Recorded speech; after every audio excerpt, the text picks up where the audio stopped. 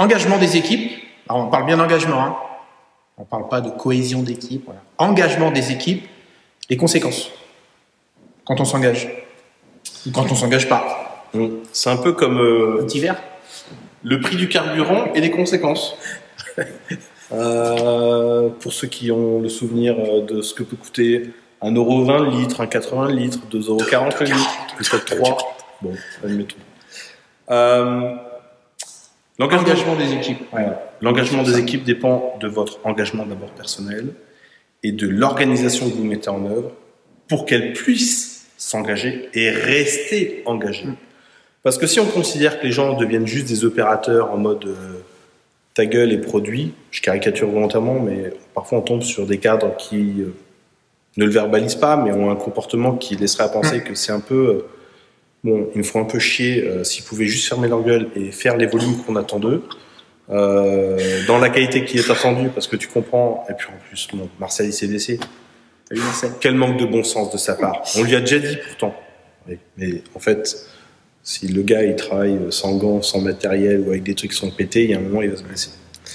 Donc l'engagement des équipes passe par votre propre engagement, et si vous n'attendez, enfin, si vous ne mettez pas une organisation qui a la particularité de générer de l'engagement et de maintenir l'engagement des collaborateurs, tant dans la phase pré-projet, mise en place du projet, lancement du projet, amélioration continue du projet, refacturisation du projet, optimisation et tout ce qui va avec, et ben en fait, si vous maltraitez vos équipes, elles vous le rendront bien. Exactement. En fait, l'engagement derrière ça, vous pouvez mettre alors pour vous, hein, et pour vos équipes, ou pour si vous êtes en management transversal avec les équipes ou l'ensemble des autres membres de cadres, dirigeants, voilà, d'être au contact de ces gens-là.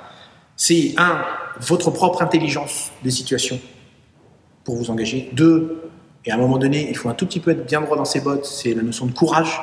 Des fois, on parle de courage managérial, mais on ne s'engage pas si on n'a pas de courage. Parce que l'engagement, ça met aussi à un moment donné un petit peu on dit des fois zone de risque, là on se met un petit peu en péril parce qu'on va s'engager sur un truc et puis on a l'impression d'être un peu au combat quand même. Donc forcément, normalement en face ça répond un peu. Donc l'engagement, ça met aussi en situation peut-être un peu délicate. Il n'empêche que si on n'est pas dans l'engagement et qu'on est juste sur respect des règles, changer les comportements, améliorer les conditions de travail, ouais super tout ça. Par contre, on s'engage comment par rapport à ça? Ça c'est un vrai sujet de fond. C'est un vrai débat, enfin un débat c'est même plus qu'un débat, c'est un mindset, c'est vraiment un état d'esprit. Comment une équipe, comment moi je peux engager une équipe, comment je peux faire en sorte que si je suis un manager fonctionnel, fonction support, comment je peux faire en sorte que les autres s'engagent sur la thématique que je défends.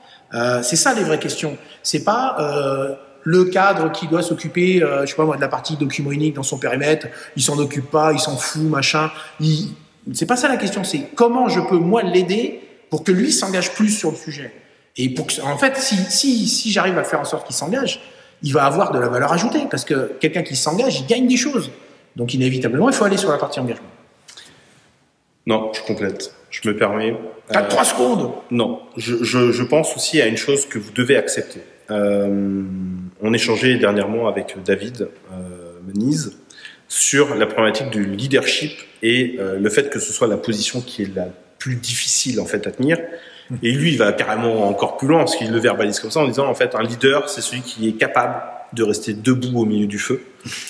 Et il considère le feu comme toutes les éventuelles critiques, malveillances, manque de considération, besoin d'attente de l'ensemble des collaborateurs, et qui se rendent pas compte que cette position est extrêmement difficile et que faire juste le manager sans leadership, c'est toujours un peu difficile parce que finalement, un manager, on attend implicitement de lui une position de manager leader.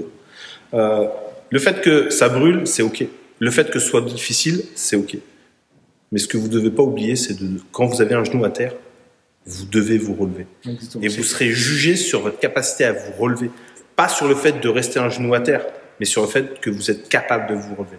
Et vous serez accepté, apprécié et respecté si en permanence, même quand vous chutez, vous relevez et vous relevez la tête et on y va. Et on voit de l'engagement là-dedans.